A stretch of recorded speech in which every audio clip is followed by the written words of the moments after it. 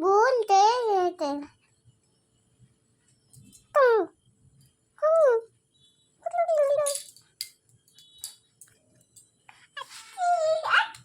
নমস্তে সর্বপ্রথম গতশ্রী হরিপেজ অবস্থা পপার নানাং স্বামী ভুয়ার দর্শনাং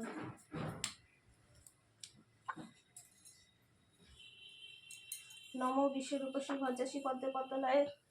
তোমার কেমন বিচার চঞ্চলা চপলা প্রায় ফিরিদারে দাঁড় পলকের তরে তবে নৈকতা স্মৃতি মর্তবাসী সততায় ভুগিতে দুর্গতি সতত প্রক্রিয়া রতনারীগণ অসহ্য যন্ত্রণা পায় দুর্ভিক্ষ ভীষণ অন্যভাবে শীর্ণকায় বলহীন দেহ ক্ষুধা কষ্টে আত্মহত্যা করিতেছে কেহ অতি প্রিয় প্রাণাদি ক্ষুদ্র কন্যাগরে করিতেছে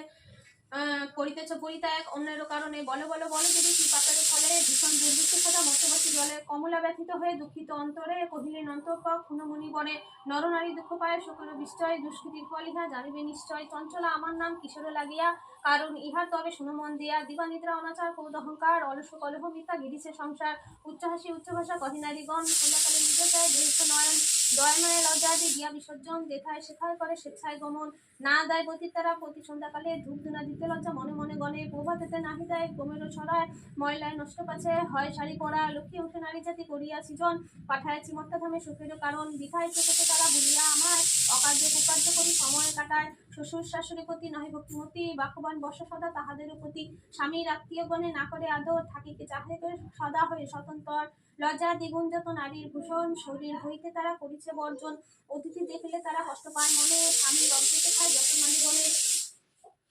পথিরে করিছে হেলা না শুনে বচন ছাড়িয়াছে